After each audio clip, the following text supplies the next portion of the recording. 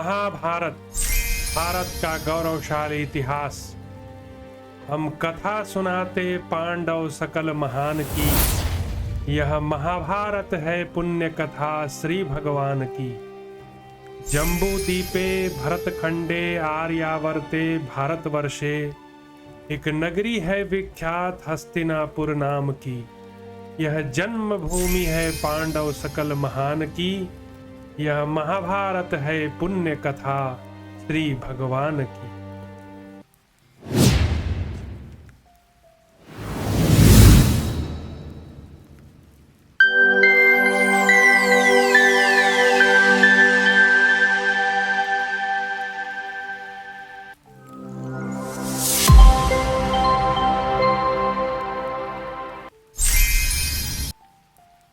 नमस्कार। महाभारत युद्ध का अंत हो चुका है और अब हम लोग महाभारत के एक नए पड़ाव में प्रवेश करने वाले हैं।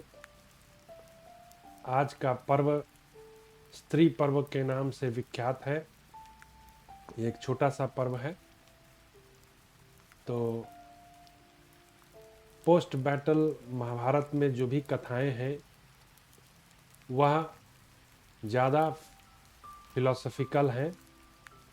जीवन को कैसे लीड करना चाहिए उसी के बारे में जानकारी दी हुई है। एक राजा को कैसा होना चाहिए, उसके क्या क्या दायित्व होते हैं। तो यही सब कथा है जो भीष्म पितामह युधिष्ठिर महाराज को या विदुर जी युधिष्ठिर महाराज को यह सब ज्ञान की बातें बताएंगे। तो 2 वॉल्यूम जो है वो पूरी तरह से महाभारत का डिवोटेड है to philosophical aspects of human life. तो उसके बारे में हम लोग जो है जानकारी प्राप्त करेंगे। और मेरा फेस थोड़ा डल लग रहा है क्योंकि थोड़ा मुझे खांसी है, इसलिए बीच बीच में मुझे थोड़ा प्रॉब्लम हो सकता है, तो उसके लिए क्षमा करेंगे।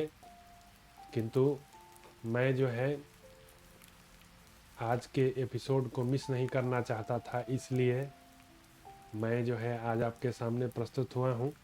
तो चलिए कथा का आरंभ करते हैं। और पहली कथा है धृतराष्ट्र का विलाप, संजय का सांत्वना देना।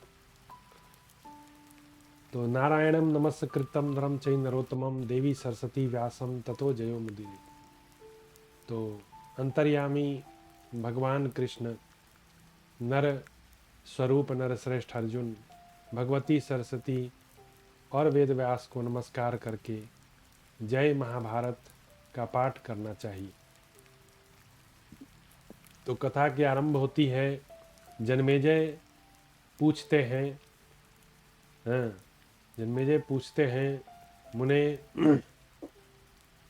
दुर्योधन और उसकी सारी सेना का संहार हो जाने पर महाराज धृतराष्ट्र ने जब इस समाचार को सुना तो क्या किया। महाराज धृतराष्ट्र तो थ्रू आउट द बैटल समाचार सुनते ही रहे हैं और जगह जगह पे भीम जी उसके 10 पुत्र को, 8 पुत्र को, 6 पुत्र को मारते ही रहे हैं और संजय जो है यह लाइव टेलीकास्ट करते ही रहे हैं। तो कोई नई बात नहीं है। धृतराष्ट्र जो है अपने पुत्रों के वध को सुनने के लिए आदी हो चुका था, तो कोई उसके लिए सरप्राइजिंग फैक्ट नहीं था। तो इसलिए यहाँ कोई सरप्राइज नहीं है धृतराष्ट्र के लिए। उसके लिए यही था कि वो अपने पुत्र दुर्योधन को समझता था कि वह मारा नहीं जाएगा, लेकिन उसका भी अंत हो ही गया। उसका मोह दुर्योधन में ही था।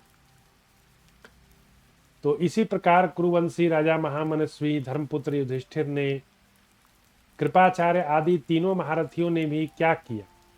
अब ये जन्मेजय जो है वे परीक्षित के ही पुत्र हैं। तो ये जो है कथा वैशंपायन जी जो है सुना रहे हैं। सर्प यज्ञ से इस कथा की प्रारंभ हुई थी, आपको याद होगा पहले वॉल्यूम में मैंने आरंभ किया था। तो आज की कथा में अ, अब जन्मेजय को कौतूहल हुआ कि आखिर धृतराष्ट्र ने क्या किया, अश्वत्थामा ने क्या किया। अश्वत्थामा का तो क्या हुआ वो तो पता चल ही गया, वो तो वन में निकल गया। तो इसी प्रकार युधिष्ठिर ने, कृपाचार्य आदि महारथियों ने इसके बाद क्या किया। अब पोस्ट वार क्या क्या डेवलपमेंट्स हुए उसके बारे में जानने का कौतूहल हुआ। अश्वत्थामा को कृष्ण से और पांडवों को अश्वत्थामा से जो परस्पर शाप प्राप्त हुए, वहां तक मैंने अश्वत्थामा की करतूत भी सुन ली। अब उसके बाद का वृत्तांत बताइए।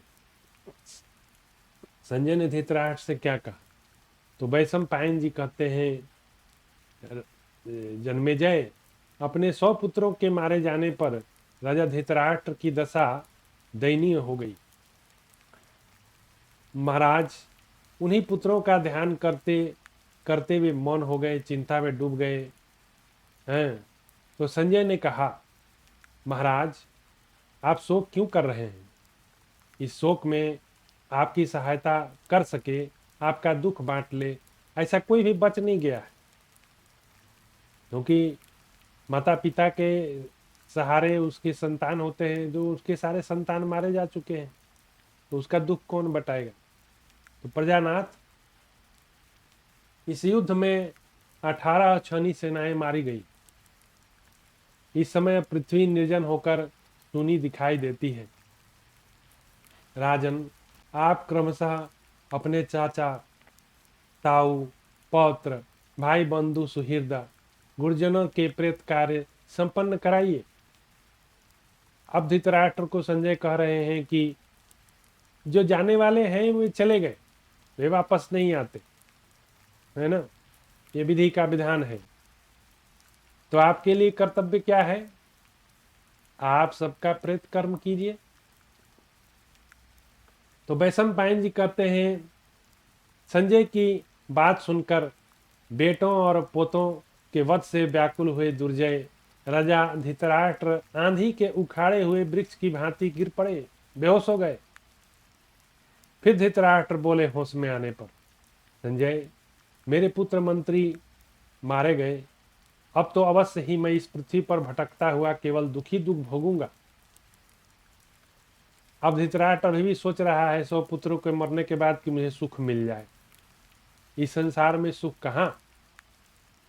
भगवान कृष्ण तो भगवत गीता में पहले ही कह दिए, माम उपेत्य पुनर्जन्म दुखालयम अशाश्वतम। तो इस वर्ल्ड का 2 नेचर है। वो क्या है, दुखालयम, दुखों का घर है।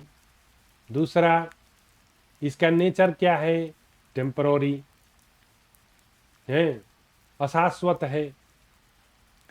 दुखालय भी है और अशाश्वत भी है। पुस्तक में पुस्तकालय में पुस्तक मिलती है, देवालय में भगवान मिलते हैं, है ना। तो उसी तरह से दुखालय में दुख मिलता है, लेकिन ऑन कॉन्ट्रेरी टू दैट,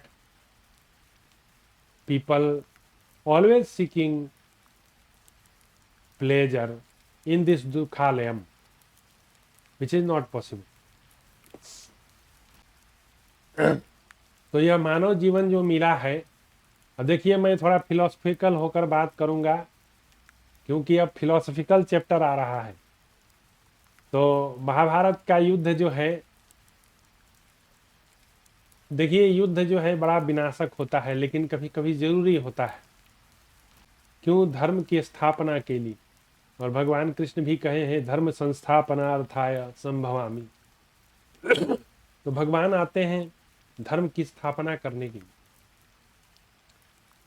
तो इसलिए युद्ध कभी कभी जो है अनअवॉइडेबल होता है इन मेनी सिचुएशंस। तो अभी जैसे इजराइल और ईरान के बीच में चल रहा है, इजराइल को ईरान मिटा देना चाहता है, तो इजराइल अपने अस्तित्व को बचाने के लिए ईरान पर हमला कर रहा है।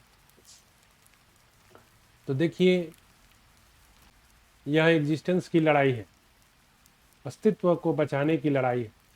जब हम ही नहीं रहेंगे तो फिर और क्या ही चीज़ का क्या मतलब है, कुछ नहीं। तो इसलिए अब थोड़ी फिलोसफिकल बातें होंगी जिसमें मुझे बड़ा इंटरेस्ट रहता है, तो मैं भी अपना थोड़ा बहुत जो है उस पर टिप्पणी करता रहूँगा। थोड़ा कथा भी इंटरेस्टिंग बने, आप भी सुने, आपको भी मज़ा आए, ऐसा ना लगे कि मैं रीडिंग दे रहा हूँ। तो युद्ध में जो है रीडिंग ही देना था, क्योंकि तलवार कटार भाला चल रहा है, उसका फिलॉसफी क्या है, मरो या मारो, उसमें कोई फिलॉसफी नहीं। हाँ, वो ख़त्म होने के बाद फिलॉसफी शुरू होती है ना।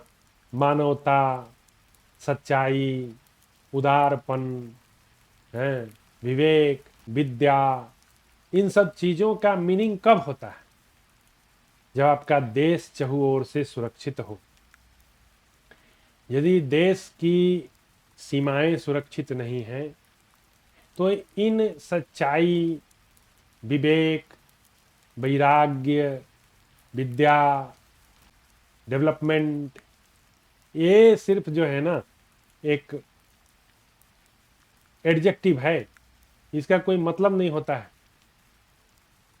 सो a nation can flourish only and only when its boundaries are well protected by the military strength.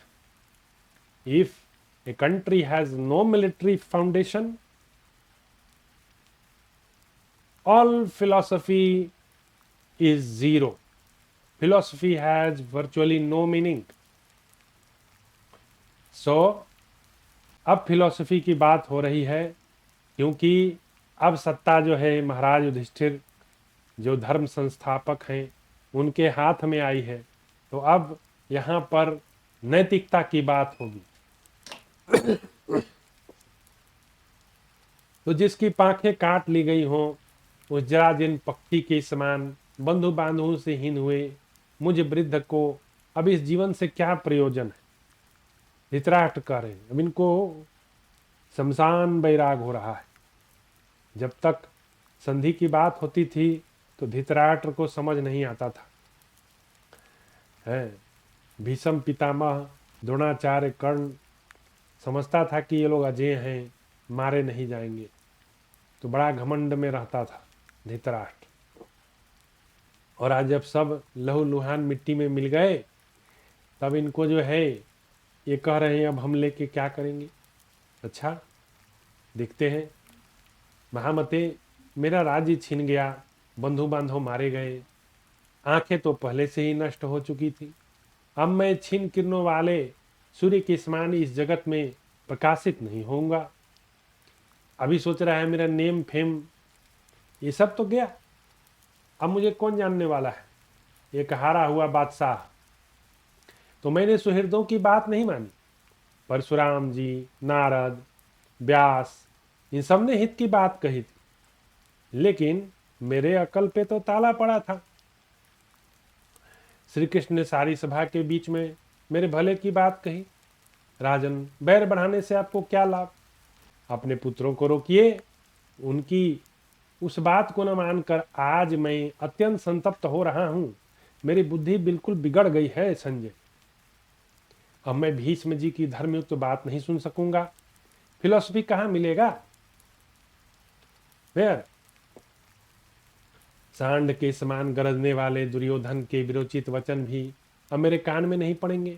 बंधु बांधवों से भी गया मैं, दुशासन मारा गया, कर्ण का विनाश हो गया, द्रोण रूपी सूर्य का भी ग्रहण लग गया, सब कुछ खत्म हो गया। संजय इस जन्म में पहले कभी अपना किया हुआ कोई ऐसा पाप मुझे याद नहीं आ रहा जिसका मुझ मूड को आज तक यहाँ फल भोगना पड़ रहा है। उसको याद नहीं आ रहा है, सब भूल गया है, नौटंकी कर रहा है। द्रौपदी का जो अत्याचार हुआ था, अनाचार हुआ था सभा में, यह अंधा इतना जल्दी भूल गया, 18 दिन में ही भूल गया अपना पाप।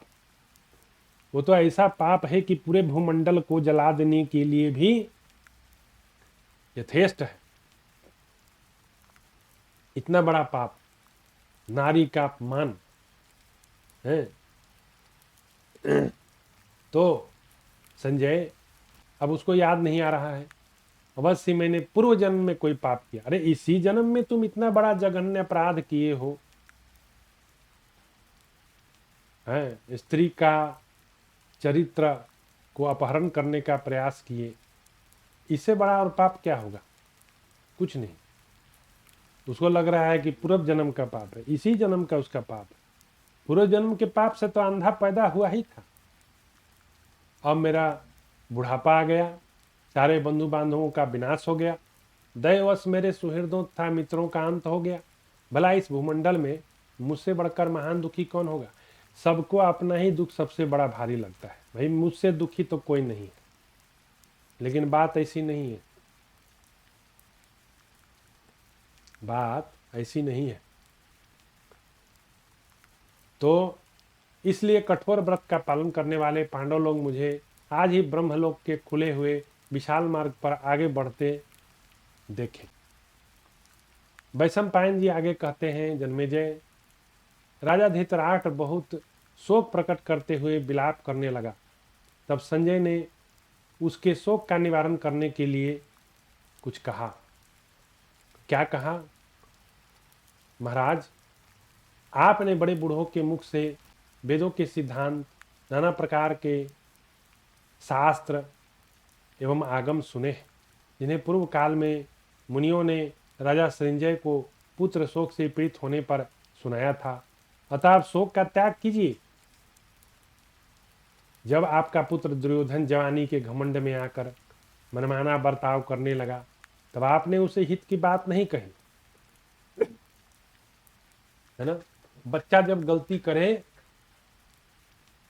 तो उसका समर्थन मत कीजिए, क्योंकि वह उस बच्चे का तो विनाश करेगा, आपका भी विनाश कर देगा। बच्चा जब गलती करे तो उसको बताइए यह गलत है, उसका समर्थन मत कीजिए मोह में पड़ के, क्योंकि मोह जो है विनाशकारी है, आपका भी नाश करेगा, आपके संतान का भी नाश करेगा। और यही हुआ है। दुर्योधन के हर गलती को धृतराष्ट्र जो है समर्थन करता था। उसका क्या हर्ष हुआ,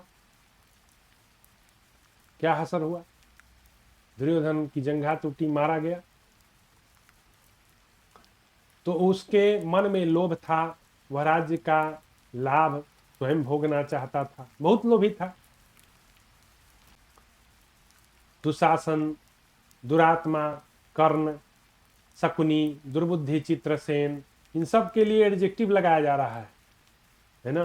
दुरात्मा राधा पुत्र, दुष्टात्मा शकुनी, दुर्बुद्धि चित्रसेन, जिन्होंने सारे जगत को कंटक किरण बना दिया था, कांटों से भरा हुआ, वे शल्य, यही लोग दुर्योधन के मंत्री थे। ये सब बगुला भगत दुर्योधन के मंत्री बने हुए थे। महाराज, कुरुकुल के ज्ञान वृद्ध भीष्म, गांधारी, विदुर, द्रोण, कृपाचार्य, कृष्ण, देवर्षि नारद, वेदव्यास, अन्य ऋषियों की बातें भी आपने, आपके पुत्र ने नहीं सुनी। वह सदा युद्ध की ही इच्छा रखता था। तो लीजिए, युद्ध पूरा हो गया। आप तो शास्त्रों के विद्वान, मेधावी, सत्य में तत्पर रहने वाले हैं। आप जैसे बुद्धिमान साधु पुरुष मोह के वशीभूत नहीं होते। नरेश, आपके उस पुत्र ने किसी भी धर्म का सत्कार नहीं किया। उसने सारे क्षत्रियों का संहार कर डाला और शत्रुओं का यश बढ़ाया। आप भी मध्यस्थ बनकर बैठे रहे, कोई उचित सलाह नहीं दी। आप दुर्धर्ष वीर थे, आपकी कोई बात नहीं टाल सकता था, तो भी आपने दोनों ओर के बोझ को समभाव से तराजू पर रखकर नहीं तौला, अपने बैलेंस नहीं बनाया। मनुष्य को पहले ही अच्छा बर्ताव करना चाहिए, जिससे आगे चलकर उसे बीती हुई बात के लिए पश्चाताप ना करना पड़े। तो अभी तो वो पश्चाताप कर रहा है, पहले नहीं सोचा इसका क्या परिणाम होगा। भगवान ने हम लोगों को विवेक दिया है, हम लोग दूर तक देख सकते हैं what will be the outcome. तो भाई, not to preempt about the result, आप रिजल्ट के बारे में पहले ही पता कर लीजिए इसका क्या परिणाम होगा, दुष्परिणाम होगा। राजन, आपके पुत्र के प्रति आसक्ति रखने के कारण सदा उसी का प्रिय करना चाहा, इसलिए इस समय आपको यह पश्चाताप का अवसर प्राप्त हुआ है। आप अपने पुत्र को खुश करना चाहते थे, तो देखिए परिणाम क्या हुआ। ना आप सुखी हैं, ना दुर्योधन सुखी है। कितने लोगों का लाश बिछ गया, पट गया युद्ध भूमि, जो केवल ऊंचे स्थान पर लगे हुए मधु को देखकर वहां से गिरने की संभावना की ओर से आंखें बंद कर लेता है, वह उस मधु के लालच से नीचे गिरकर इसी तरह शोक करता है। शोक करने वाला मनुष्य अपने अभीष्ट पदार्थों को नहीं पाता। शोक परायण पुरुष किसी फल को नहीं हस्तगत कर पाता। शोक करने वाले को ना तो लक्ष्मी की प्राप्ति होती है, ना उसे परमात्मा मिलता है। शोक जो है ना, it is equivalent to death. चिंता और चिंता याद कीजिए, चिंता और चिंता में एक बिंदी का अंतर है।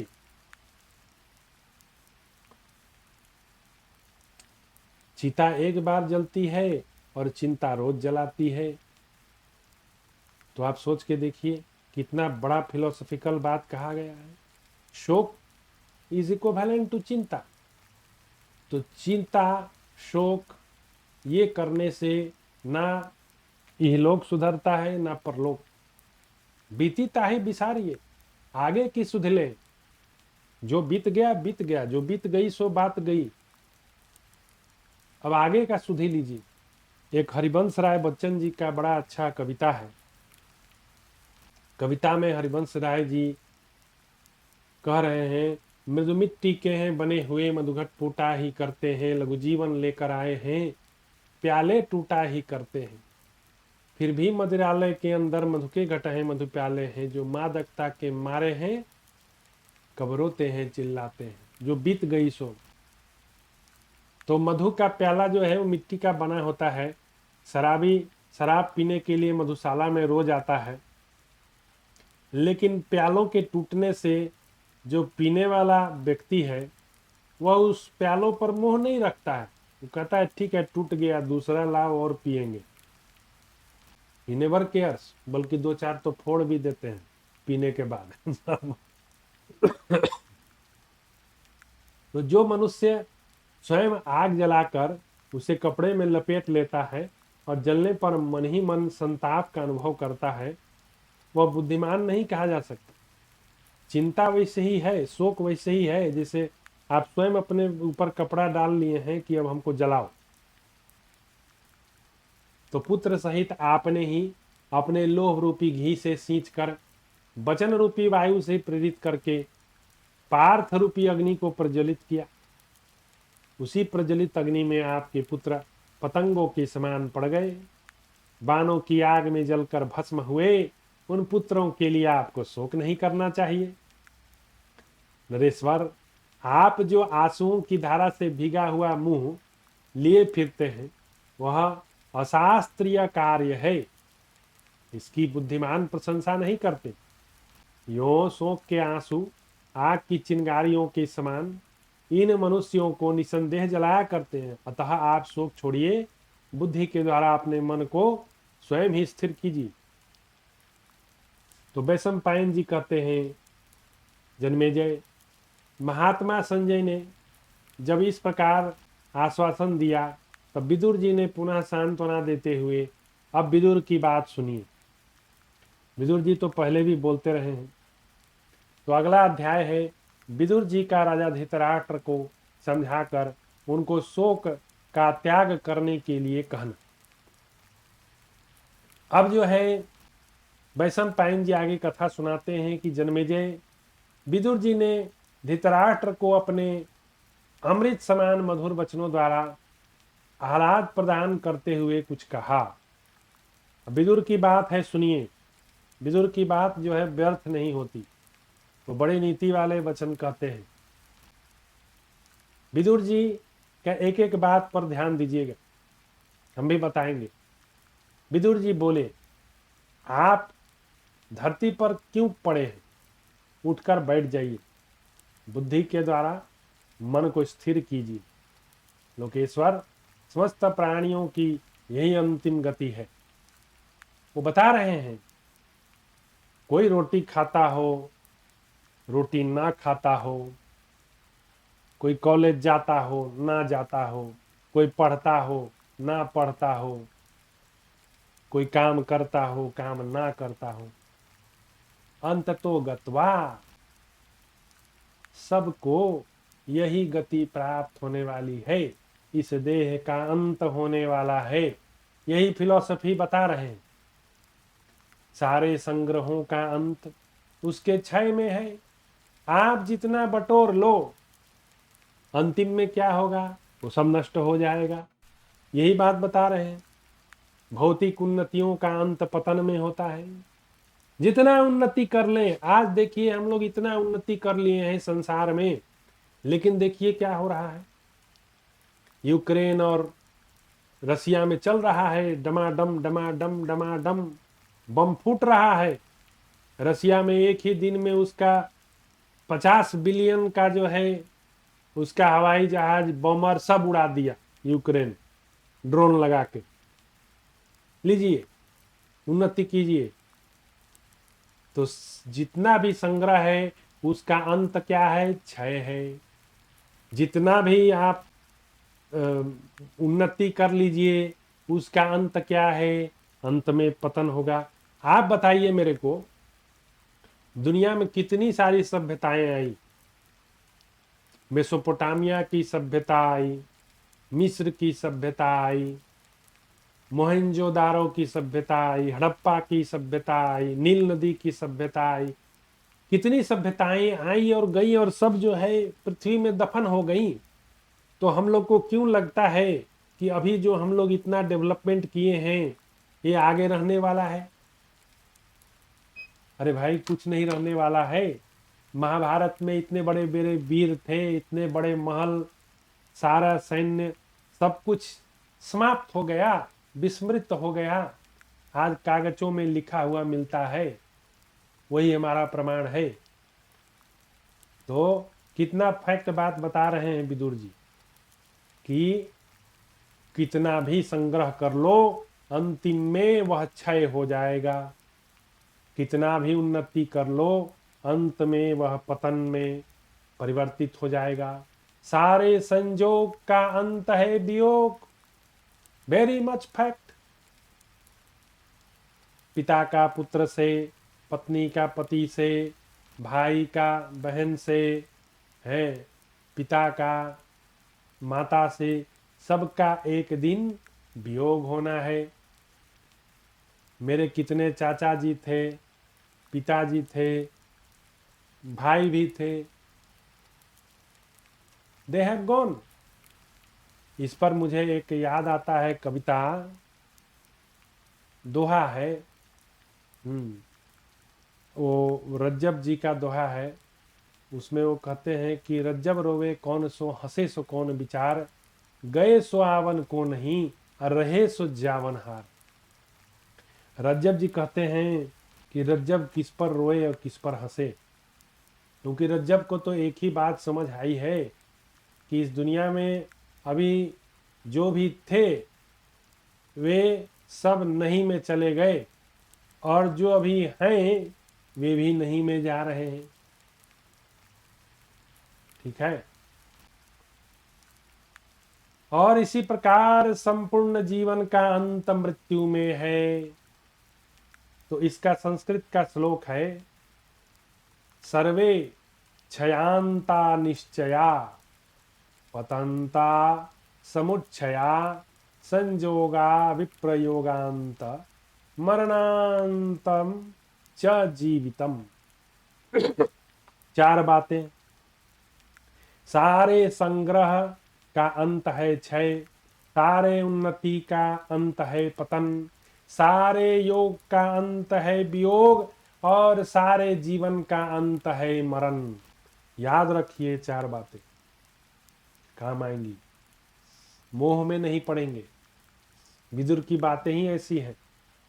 भरत नंदन, जब सूरवीर और डरपोक दोनों ही यमराज खींच ले जाते हैं, तब वे क्षत्रिय लोग युद्ध क्यों न करते। कोई वीर हो या कायर हो, Yamraj ji he never distinguish. कोई कायर हो, कोई वीर हो, कोई योद्धा हो, कोई चूड़ी पहन के बैठता हो, यमराज हैज नो बिजनेस। कि कोई बहुत वीर है तो यमराज जी उस पर कृपा कर देंगे। यमराज जो है ना, वो सम बुद्धि होते हैं, राजा हो या प्रजा, वो सबको ले जाते हैं। उनके लिए कोई डिस्टिंग्विश नहीं है ना। तो महाराज, जो युद्ध नहीं करता वह भी मर जाता है, जो संग्राम में जूझता है वह भी जीवित बच जाता है। काल को पाकर कोई भी उसका उल्लंघन नहीं कर सकता। कितना फैक्ट बात बता रहे हैं। टाइम को कोई डिफीट नहीं कर सकता। There is nobody in this world who can defeat time. काल, समय, क्या काल को आपने देखा है? क्या इसका कोई फिजिकल रूप है? नहीं, यह आकाशीय है, यह आकाश तत्व के जैसा है, बस ये बीत रहा है। इसका जानने का बस एक ही तरीका है कि ये बीत रहा है। आप इसको कैसे जानते हैं कि ये बीत रहा है? क्योंकि आपका शरीर छोटा से बड़ा होता है, बड़ा से बूढ़ा होता है, बूढ़ा से मर जाता है। आप चेंज हो रहे हो, इसलिए आपको ये बात समझ आ रही है कि ये काल जो है बह रहा है, ये निरंतर जो है चलायमान है। इसको जानने का तरीका ही है कि कोई बदलती हुई चीज देखें, इस बदलती हुई चीज में एक जो वह नहीं बदल रहा है, वह जो तत्व हम लोग के अंदर में है, भगवान कृष्ण उसको भगवत गीता में बोले, ना सतो विद्यते भावो ना भावो विद्यते सतः, उभयो रूपी दृष्टंतः त्वनयोस्तत्वदर्शी भी। है ना। तो असत की सत्ता नहीं और सत का अभाव नहीं। वह सत जो है असत को सत करके दिखला रहा है। तो शोक करने वाला मनुष्य ना तो मरने वाले के साथ जा सकता है, ना मर ही सकता है। शोक करने से किसी की मृत्यु नहीं आती और वो यमराज के धाम में नहीं चला जाता। जब लोक की ऐसी ही स्वाभाविक स्थिति है, तब आप किस लिए शोक कर रहे हैं? ये तो विधि का विधान है ना। व्हाई यू आर मॉर्निंग, कुरुश्रेष्ठ। काल नाना प्रकार के प्राणियों को खींच लेता है। काल को ना तो कोई प्रिय है, ना उसका कोई द्वेष का ही पात्र है। नोबडी इज डियर टू काल एंड काल नेवर हेट्स एनीबॉडी। उसका कोई प्रिय प्रिय नहीं है। वो तो समबुद्धि है, वो सब में एक ही बुद्धि रखता है कि भाई मारना है, राजा हो या प्रजा, बूढ़ो हो या बाल, सबको मारना है।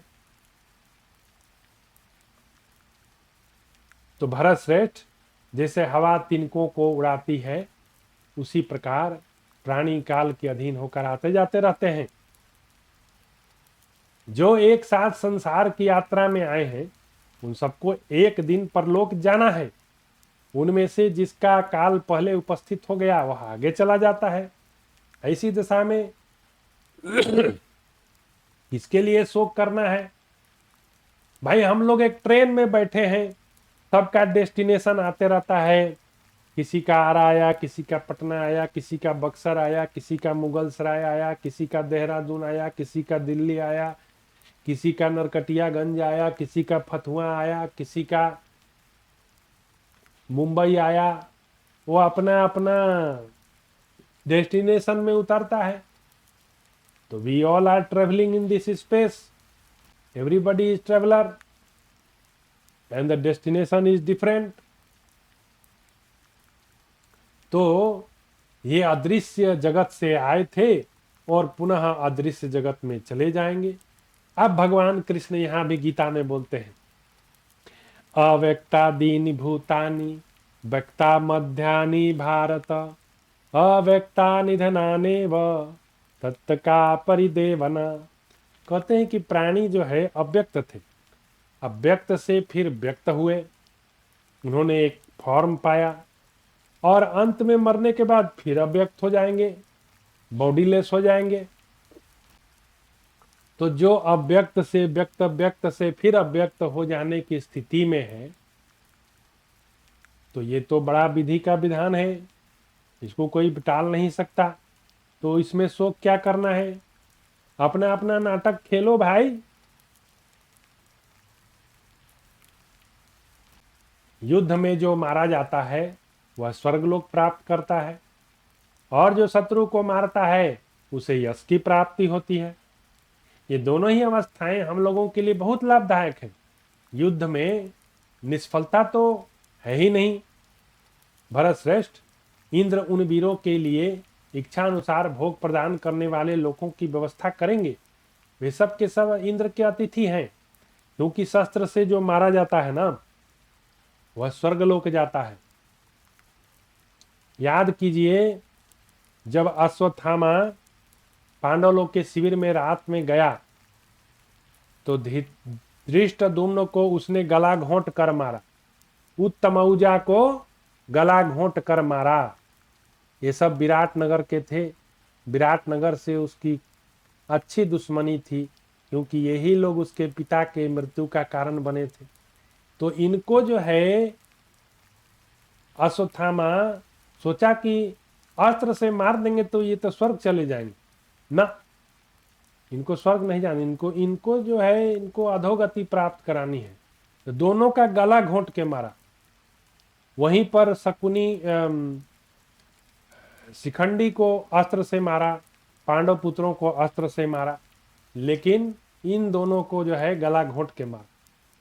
तो अस्त्र से जो भी युद्ध में मरता है वो सब वीर गति को जाते हैं। तो हमारे जितने भी सैनिक मरते हैं युद्ध करते समय बॉर्डर पे, उन सब के लिए स्वर्ग गारंटेड है, भगवान कृष्ण का विधान है। वे लोग अधोगति को नहीं प्राप्त होते, यहां से सीधे मर के जो है इंद्र के लोक में जाते हैं।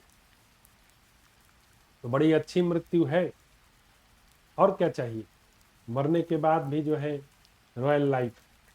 भरत श्रेष्ठ, उन वीरों के लिए भोग प्रदान करने वाले लोगों की व्यवस्था इंद्र करते हैं। युद्ध में मारे गए सूरवीर सुगमता से स्वर्ग लोक जाते हैं।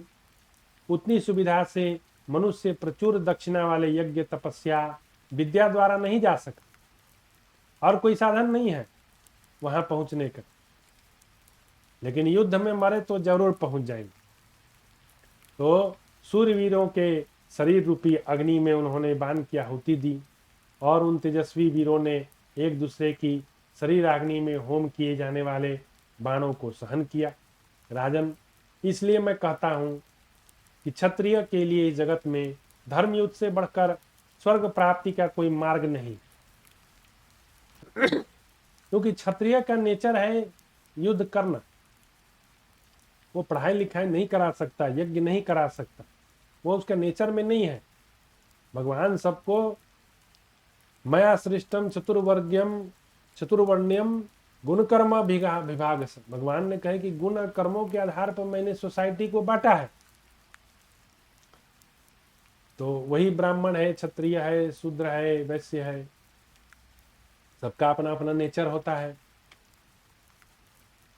तो आप स्वयं ही अपने मन को सांत्वना देकर शोक का त्याग कीजिए। शोक से व्याकुल होकर आपको अपना शरीर त्याग नहीं करना चाहिए। आप स्वयं ऐसा कीजिए। हम लोगों ने बार बार संसार में जन्म लेकर सहस्र माता पिता, सैकड़ों स्त्री पुत्र के सुख का अनुभव किया, परंतु आज वे किसके हैं अथवा उनमें से किसके हैं। हम लोग ये शरीर में हैं, ऐसी नहीं है कि मेरा पिछला बैकग्राउंड नहीं था, मेरा पिछला कोई लाइफ नहीं था, ना ना, बिल्कुल नहीं, एकदम लाइफ है। तो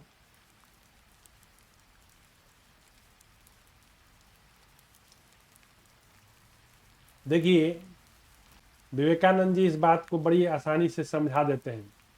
इसको प्रैक्टिकल रूप से आप कैसे समझेंगे कि आपका पास्ट लाइफ था लेकिन आपको पता नहीं है। ठीक है, देखिए, बचपन में हम बहुत सारी क्रियाएं करते हैं जब हम छोटे बच्चे रहते हैं। विवेकानंद जी समझा रहे हैं। तो बचपन में बहुत सारी क्रियाएं करते हैं और हम भूल जाते हैं। आज वो क्रियाएं हमको विस्मृत है, पता भी नहीं है। तो क्या वास्तव में वो क्रियाएं नहीं हुई थी?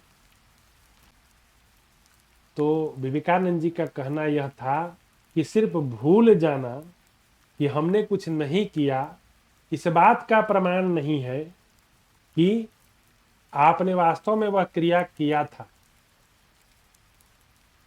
ये इस बात का प्रमाण नहीं है। तो वैसे ही मेरा कोई पास्ट लाइफ है, सिर्फ हम भूल गए हैं, इसलिए मेरा कोई पास्ट लाइफ नहीं है, यह बात ठीक नहीं है। वो हम अपने इसी लाइफ से सीख सकते हैं कि हम अपने इसी लाइफ में बचपन में बहुत सारी क्रियाएं करते हैं जो भूल जाते हैं।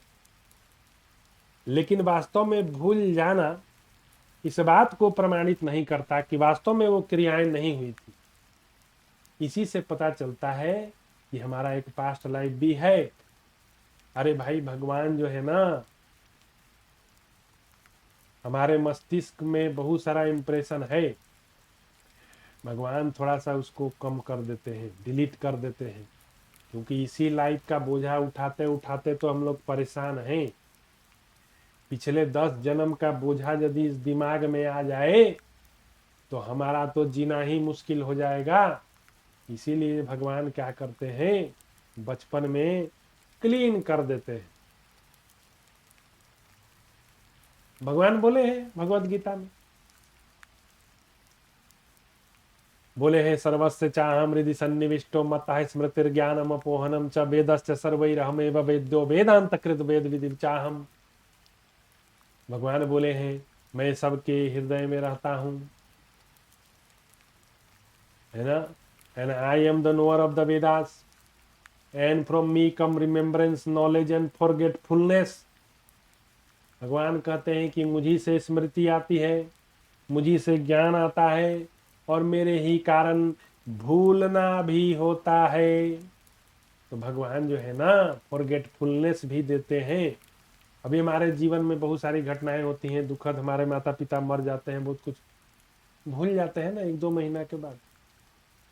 Life becomes easy to live. उसको यदि पकड़ के दिमाग बैठा रहे तो आप सोच सकते हैं life will become a hell. So शोक के हजारों स्थान हैं और भय के सैकड़ों स्थान हैं। प्रतिदिन मूढ़ मनुष्य पर ही अपना प्रभाव डालते हैं, विद्वान पुरुष पर नहीं।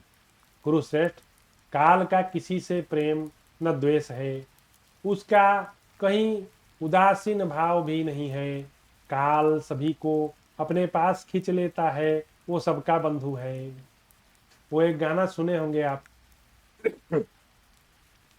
जिंदगी तो बेवफा है, एक दिन ठुकराएगी, मौत महबूबा है अपनी, एक दिन गले लगाएगी। तो यही बात यहां बताया जा रहा है। काल ही प्राणियों को पकाता है, काल ही प्रजाओं का संहार करता है, काल ही सबके सो जाने पर जागता रहता है। काल का उल्लंघन कोई नहीं कर सकता। No, it is not possible. रूप, जवानी, जीवन, संग्रह, आरोग्य, प्रियजन, एक साथ निवास, ये सभी अनित्य हैं। विद्वान पुरुष इनमें कभी आसक्त नहीं होता। भगवान भी गीता में बताए हैं, हमानित्यम मदम भित्वम अहिंसा शांतिम मार्जवम आचार उपासनम शौचम स्थैरात्मन विनिग्रह इंद्रियार्थेषु वैराग्यम अनहंकार एव च जन्म मृत्यु जरा व्याधि दुख दोषानुदर्शनम आसक्तिरन भिंगस्वा पुत्र दारा गृहादसु। भगवान बोले हैं पुत्र दारा गृहादसु। तो आप जो है इन सब चीजों में मन मत लगाओ। जो दुख सारे देश पर पड़ा है उसके लिए अकेले आपको शोक करना उचित नहीं। शोक करते करते कोई मर भी जाए उसका वह शोक दूर नहीं होता। शोक दूर होता है ज्ञान से, विज्ञान से। यदि हम जान ले कि हम मरते ही नहीं हैं, हम शरीर हैं ही नहीं, तो किसके लिए शोक करना है। शरीर तो मिला है तो डू समथिंग। भगवान एक मौका दिए हैं, तुम भी कुछ साबित करो, तुम भी कुछ हो मेरे अंश। जैसे भगवान बड़ा बड़ा काम करते हैं, पहाड़ उठा लेते हैं, समुद्र पर पुल बना देते हैं, रावण को मार देते हैं, तो हम लोग भी उन्हीं के अंश हैं। तो कुछ अच्छा अच्छा काम करें, बड़ा बड़ा काम करें। तो यदि अपने में पराक्रम देखें तो शोक न रखते हुए शोक के कारण का निवारण करने की चेष्टा करें। दुख को दूर करने के लिए सबसे अच्छी दवा यही है कि उसका चिंतन छोड़ दें। चिंतन करने से दुख कम नहीं होता और बढ़ते रहता है। इसलिए दुख से बचना है तो involve in some other activity. तो मंद बुद्धि मनुष्य ही अप्रिय वस्तु का संयोग, प्रिय वस्तु का वियोग होने पर मानसिक दुख से दग्ध होता है। जो आप यह शोक कर रहे हैं यह अनर्थ है, न धर्म और न सुख का ही। इसके द्वारा मनुष्य अपने कर्तव्य पथ से भ्रष्ट हो जाता है। महाराज, धन की भिन्न भिन्न अवस्था विशेष को पाकर असंतोषी मनुष्य तो मोहित हो जाते हैं, परंतु विद्वान पुरुष सदा संतुष्ट रहते हैं। मनुष्य को चाहिए कि वह मानसिक दुख को बुद्धि एवं विचार द्वारा और शारीरिक कष्ट को औषधियों द्वारा दूर करे। यही विज्ञान है। मानसिक दुख को बुद्धि से टैकल कीजिए और शारीरिक दुख को कैसे टैकल कीजिए? औषधि से। उसके लिए भगवान के आगे जो है हाथ मत फैलाओ, भगवान मेरे को ठीक कर दो, मेरे शरीर में पीड़ा है। अरे नहीं, उसके लिए उपचार करो, उसके लिए उपचार करो, ठीक हो जाएगा। वही बात बताया जा रहा है। तो मनुष्य जिस जिस अवस्था में जो जो शुभ अशुभ करता है उसी उसी अवस्था में उसका फल भी पा लेता है। जो जिस जिस शरीर में कर्म करता है दूसरे जन्म में उसी उसी शरीर से उसका फल भोगता है। मनुष्य अपना ही बंधु है, अपना ही शत्रु है, अपना ही शुभ है, अपना ही अशुभ कर्म का साक्षी है। आत्मैव ही आत्मनो बंधुरात्मैव रिपुरात्मनः।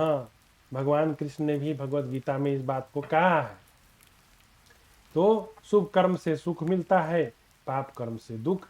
सर्वत्र किए हुए कर्म का ही फल प्राप्त होता है, कहीं भी बिना किए का नहीं। आप किसी को थप्पड़ मारोगे तभी तो कोई आपको थप्पड़ मारेगा। लेकिन कभी कभी ये बात गलत हो जाती है, हम किसी को थप्पड़ ना मारे तो हमको कोई आके मार देता है, ये बात देखी गई है। तब उसका क्या लॉजिक दिया जाए? तो उसका लॉजिक यही दिया जाए कि पूर्व जन्म से कोई रिलेशन है, ऐसा उसने किया।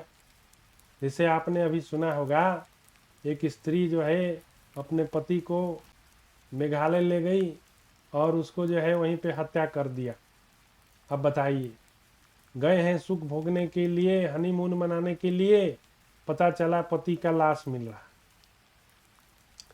उस पति ने तो कुछ उसका बिगाड़ा नहीं था, तो उसका क्या आप लॉजिक दीजिएगा? There is some connection with the past life. ऐसे ही कोई क्यों किसी को मार देगा भाई? जरूर कुछ पास्ट लाइफ से जुड़ा है जिसका हमको पता नहीं है, क्योंकि भूलने की बीमारी हम लोगों को है, भूल जाते हैं। तो विदुर जी का शरीर की अनित्यता बताते हुए धृतराष्ट्र को शोक त्यागने के लिए कहना। अब आगे विदुर जी कहते हैं कि धृतराष्ट्र धृतराष्ट्र पूछते हैं, बुद्धिमान विदुर, तुम्हारा उत्तम भाषण सुनकर मेरा शोक दूर हो गया, तथापि तुम्हारे इन सात्विक वचनों को मैं और सुनना चाहता हूं, मुझे और सुनाओ। तो विदुर जी आगे कहते हैं, भाई देखिए, philosophy is the essence of life. जिसके लाइफ में फिलोसफी नहीं है ना, उसका लाइफ में कोई मीनिंग नहीं है। उसका जीने के लिए एक जानवर भी जीता है, एक कीड़ा भी जीता है, लेकिन उसके लाइफ में कोई फिलोसफी नहीं है। फिलोसफी सिर्फ मनुष्यों को है, मनुष्यों को प्रदान किया गया है फिलोसफी। तो इस फिलोसफी को अपना बल बनाई, शक्ति बना।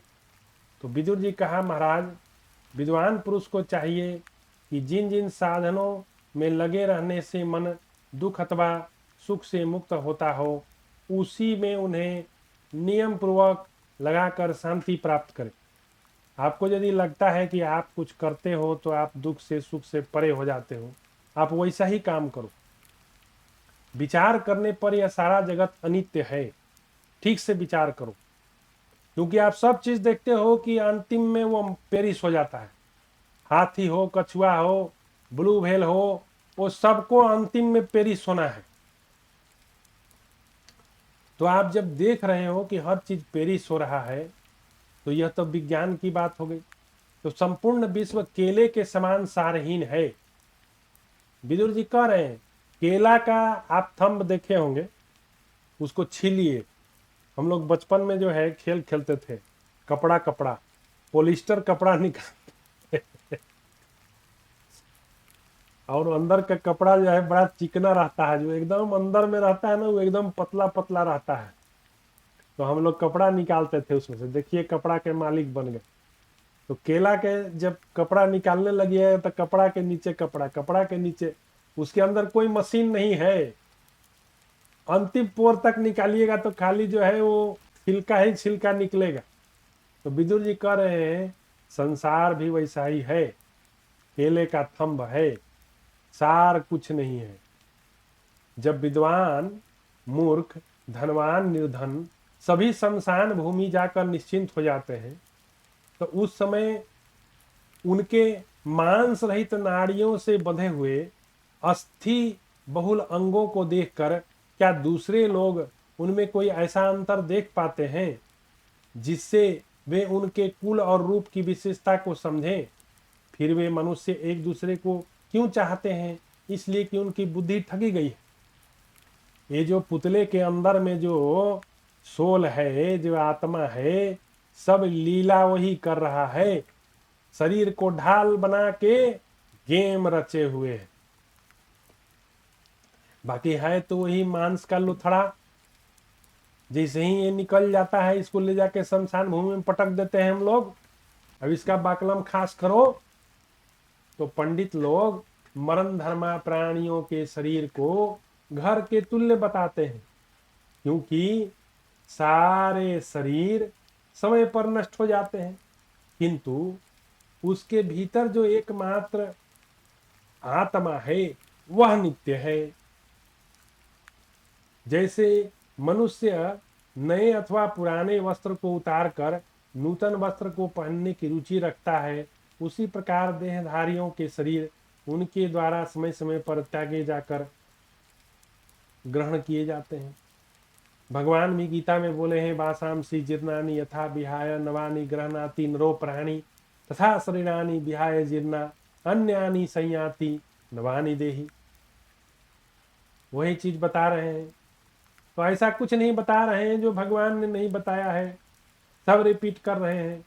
भगवान का भगवत गीता जो है वो सार है। तो विचित्र नंदन वीर यदि दुख सुख प्राप्त होने वाला है तो प्राणी उसे अपने किए हुए कर्म के अनुसार ही पाते हैं। कर्म के अनुसार ही परलोक, स्वर्ग, नरक, इहलोक में सुख और दुख प्राप्त होता है। फिर मनुष्य सुख दुख के उस भार को स्वाधीन या पराधीन होकर ढोता है। तुम पराधीन होके काहे ढोते हो? स्वाधीन हो जाओ कि चलो ये मेरे भाग का दुख है, लेट्स इंजॉय। जैसे सुख इंजॉय करते हो वैसे ही दुख भी इंजॉय करो, then it will be no longer burden to you.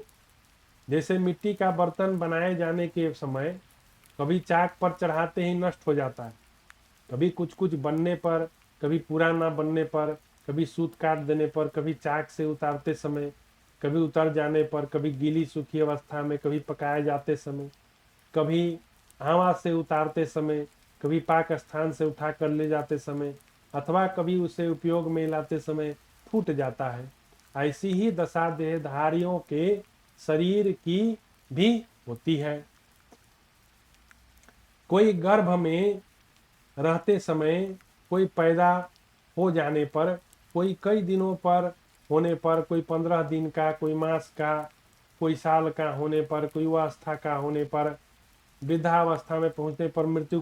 तो यहाँ पॉट बनाने से लेकर कंपैरिजन कर रहे हैं गर्भ को, कि गर्भ में कोई बच्चा 10 ही दिन में मर जाता है, कोई 30 दिन में मर जाता है, कोई 6 महीना में मर जाता है, कोई पैदा हो के मर जाता है, कोई पैदा होके बड़ा होके मर जाता है, कोई वृद्ध होके मरता है। जैसे पॉट बनाते समय कभी उतारते समय डैमेज हो जाता है, तो ये गर्भ जो है उसी के जैसा है। तो प्राणी पूर्व जन्म के कर्मों के अनुसार जगत में रहते हैं। जब लोक की ऐसी ही स्वाभाविक स्थिति है तब आप किस लिए शोक करते हैं? जो विद्यमान मानव इस संसार में सत्व गुण से युक्त सबका हित चाहने वाले प्राणियों के समागम को कर्मानुसार करने वाले हैं, वे परम गति को प्राप्त होते हैं। अब आगे विदुर जी कहते हैं दुखमय संसार के गहन स्वरूप का वर्णन और उससे छूटने का उपाय।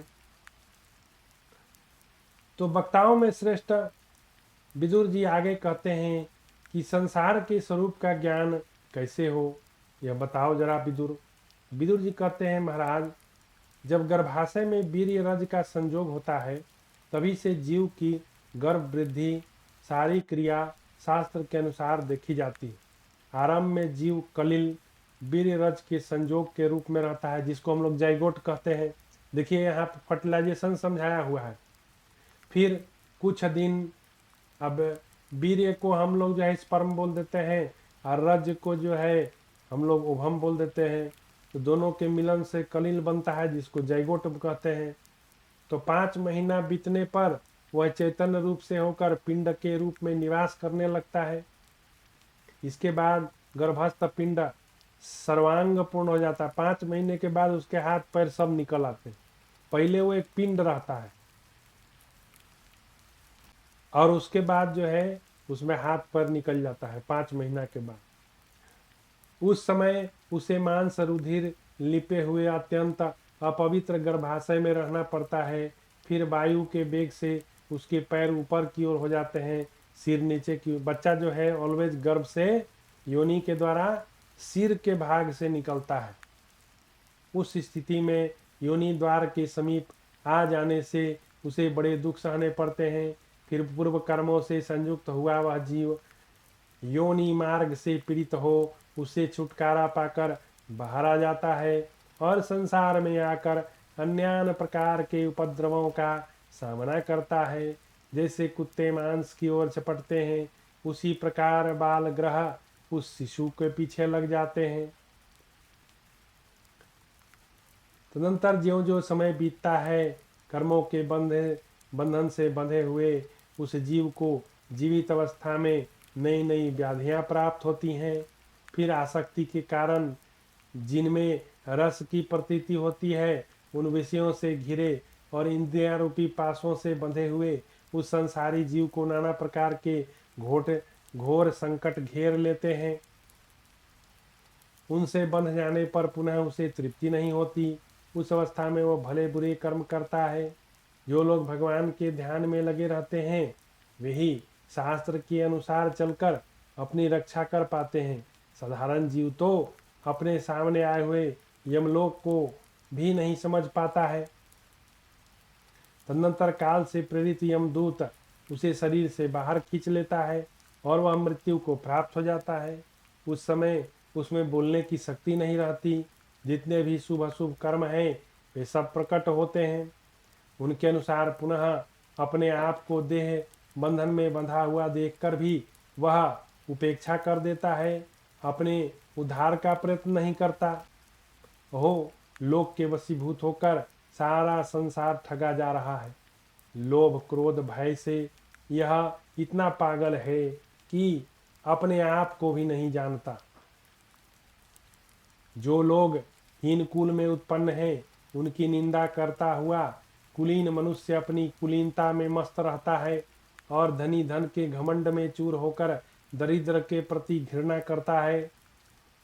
वह दूसरों को मूर्ख बताता है, दूसरों के दोष लिए उन पर आक्षेप करता है, परंतु उन्हीं दोषों से स्वयं को बचाने के लिए अपने मन को काबू में नहीं रखता। जब ज्ञानी और मूर्ख, धनवान निर्धन, कुलीन अकुलीन तथा मानी मान रहित सभी मरघट में जाकर सो जाते हैं, उनकी चमड़ी नष्ट हो जाती है, नाड़ियों से बंधे हुए मांस रहित हड्डियों के ढेर स्वरूप उनके नग्न शरीर रह जाते हैं, तब वहां खड़े हुए दूसरे लोग उनमें कोई ऐसा अंतर नहीं देख पाते जिससे एक की उपेक्षा करके दूसरे कुल और रूप की विशेषता बताए। अरे भाई, मांस हड्डियों को, लाशों को जलते हुए देखिए तो आपको असलियत पता चलेगा, लेकिन शमशान से निकलते ही माया जो है अपना चाल खेल देती है, हम सब भूला जाते हैं। तो इस क्षण भंगुर जगत में पुरुष इस वेदोक्त उपदेश को साक्षात जानकर, किसी के द्वारा सुनकर, जन्म से ही निरंतर धर्म का पालन करता है, वह परम गति को प्राप्त होता है।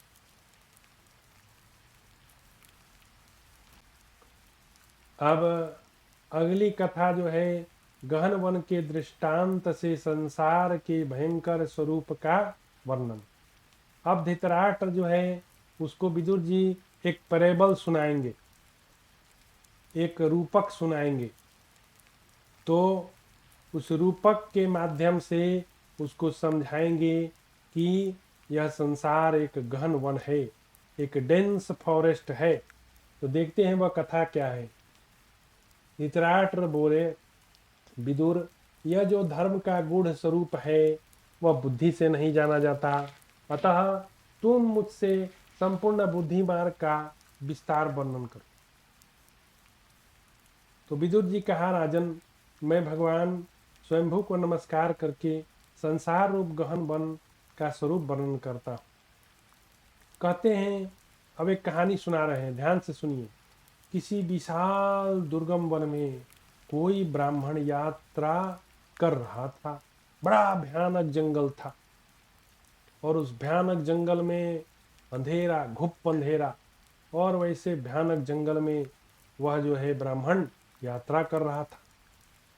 वह वन के अत्यंत दुर्गम प्रदेश में पहुंच गया, एकदम घनघोर जंगल में, जो हिंसक पशुओं से भरा था। जोर जोर से गर्जना करने वाले बाघ, हाथी, रीछ, सांप के समुदाय उस स्थान को भयंकर बना दी। भीषण आकार वाले भयंकर मांस भक्षी प्राणियों ने उस वन प्रांत को चारों ओर से घेर कर ऐसा बना दिया जिसे देखकर यमराज भी कांप उठे।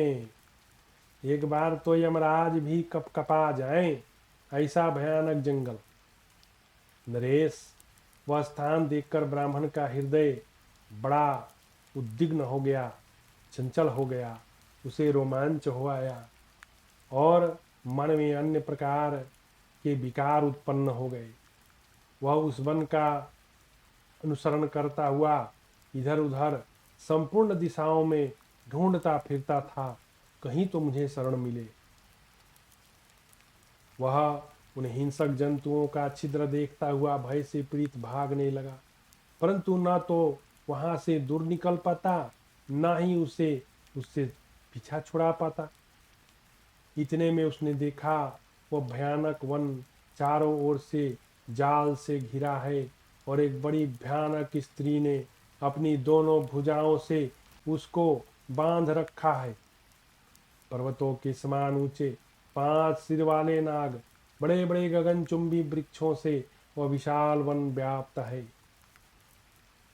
उस वन के भीतर एक कुआं था जो घासों से ढका था, लताओं के द्वारा सब ओर से आच्छादित था। वह ब्राह्मण उस छिपे हुए कुएं में गिर पड़ा, परंतु लता बेलों से व्याप्त होने के कारण उसमें फंस कर गिरा नहीं, लटका ही रहा।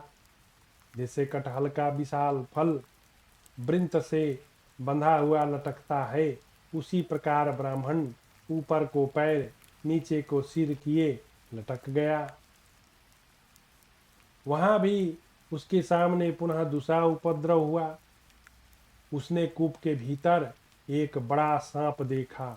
कुएं के ऊपर तट पर उसके मुख बंध के पास एक विशाल हाथी को खड़ा देखा, जिसके 6 मुख थे। वह सफेद काले रंग का था, 12 पैरों से चलता था।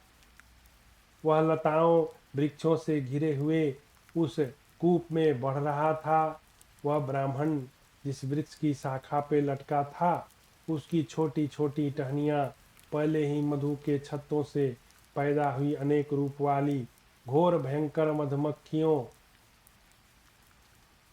मधु को घेर कर बैठी थी। भरत श्रेष्ठ, उस समस्त प्राणियों को स्वादिष्ट प्रतीत होने वाली उस मधु को जिस पर बालक आकृष्ट हो जाते हैं, वे मक्खियां बार बार पीना चाहती थी। उस समय उस मधु की अनेक धाराएं वहां झर रही थीं और वह लटका हुआ पुरुष निरंतर उस मधु का रस पी रहा था। यद्यपि वह संकट में था, तो भी उस मधु को पीते पीते उसकी तृष्णा नहीं शांत होती थी। वह सदा अतृप्त रहकर बार बार उसे पीने की इच्छा करता। राजन, उसे अपने इस कपटपूर्ण वैराग्य प्राप्त हुआ भी नहीं प्राप्त हुआ। उस मनुष्य के मन में वही उसी दशा से जीवित रहकर मधुर पीते रहने की आशा जड़ जमाए हुए है। जिस वृक्ष के सहारे लटका है, उसे काले सफेद रंग के चूहे निरंतर काट रहे हैं। पहले तो उसे वन के दुर्गम प्रदेश के भीतर अनेक सर्पों से भय था, दूसरा भय सीमा पर खड़ी हुई भयंकर स्त्री से, तीसरा कुएं में बैठे हुए नाग से, चौथा कुएं के मुख के पास खड़े हुए हाथी से, पांचवा भय चूहों के काट देने पर उस वृक्ष से गिरे जाने का। इनके सिवा मधु के लोभ से मधुमक्खियों की ओर से उसको महान भय प्राप्त होने वाला था, वह छठा भय था। इस प्रकार संसार सागर से घिरा हुआ वह मनुष्य इतने भयों में घिरा रहकर निवास करता है, तो भी उसे जीवन की आशा बनी हुई है और उसके मन में वैराग नहीं होता। तो इस प्रकार श्री महाभारत स्त्री पर्व के अंतर्गत जल प्रदानिक पर्व में धृतराष्ट्र के शोक का निवारण विषयक 5वां अध्याय पूरा हुआ। और आज की कथा हम यहीं समाप्त करते हैं। फिर अगली कथा में आपसे मिलेंगे। जय श्री राम।